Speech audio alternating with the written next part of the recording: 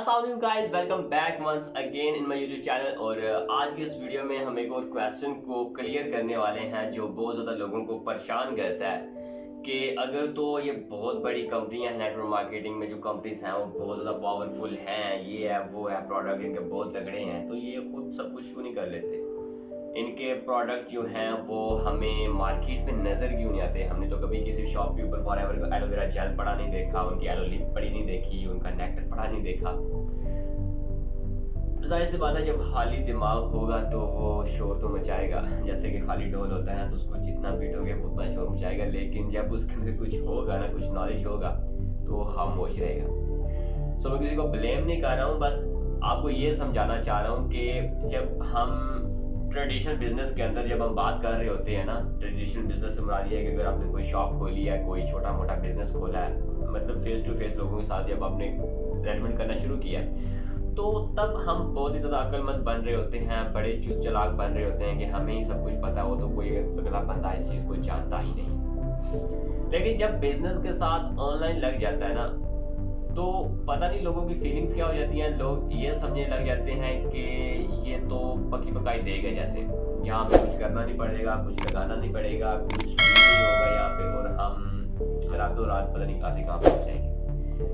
तो ये लोगों के माइंड के थोड़े से खराफात हैं जो कि अभी तक इंशाल्लाह आहिस्ता आहिस्ता क्लियर होते जाएंगे, क्योंकि वीडियोस मतलब मैं ऐसी ला रहा हूँ कि लोगों को क्लियर हो कि एक्चुअली में ऑनलाइन बिजनेस भी ट्रेडिशनल बिजनेस की तरह है।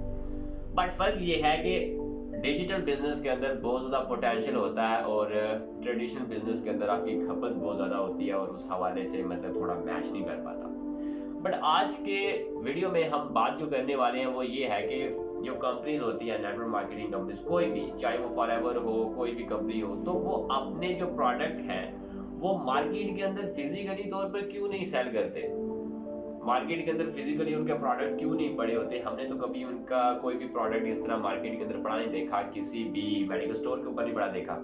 सो इसके लिए मैं आपको एक छोटी सी बात समझाऊंगा, अगर तो वो आपके समझ में आ जाएगी तो ये सारा मुद्दा ही क्लियर हो जाएगा, सारी परेशानी ही खत्म हो जाएगी कि एक्चुअल में फॉरएवर जो है उसके प्रोडक्ट वो खुद एडवर्टाइज क्यों नहीं करती। अगर वो इतनी पावरफुल कंपनी है, अगर वो इतनी पावरफुल कंपनी है, वो खुद एडवर्टाइज क्यों नहीं करती, और उसके जो प्रोडक्ट है वो हमें फिजिकली तौर पर मार्केट के अंदर पड़े क्यों नहीं मिलते।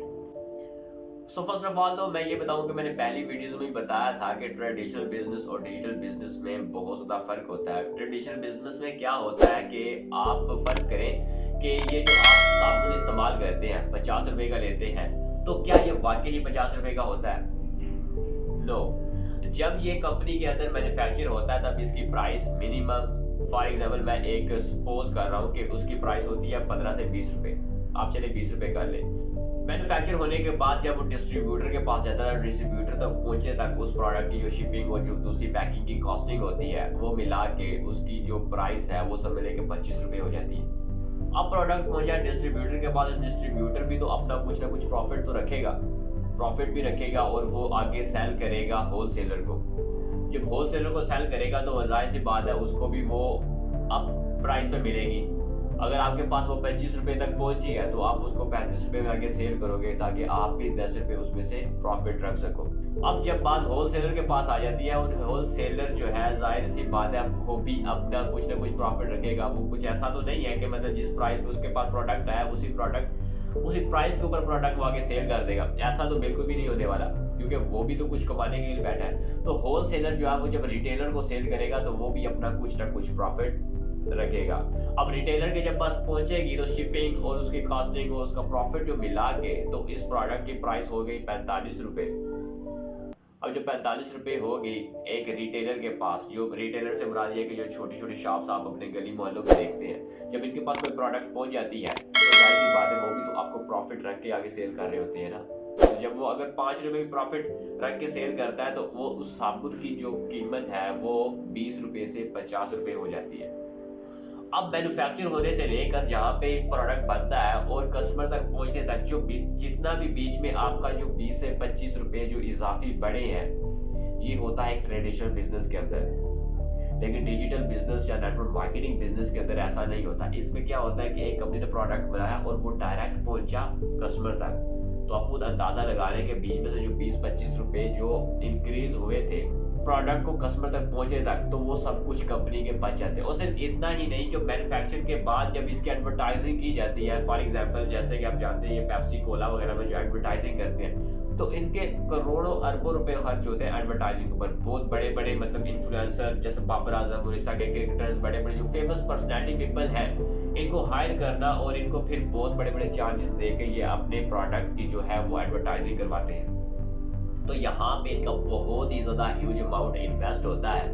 और नेटवर्क मार्केटिंग के अंदर सबसे जो बड़ा फायदा होता है कंपनी को वो ये होता है, एक तो उनकी एडवर्टाइजिंग के ऊपर जो करोड़ों खरबों वाली जो इन्वेस्टमेंट होती है वो बच जाती है। एंड नेक्स्ट जो उनको फायदा होता है वो ये होता है कि उनका प्रोडक्ट पहले सेल हो रहा होता है और उनको प्रॉफिट जो है वो बाद में देना पड़ रहा होता है।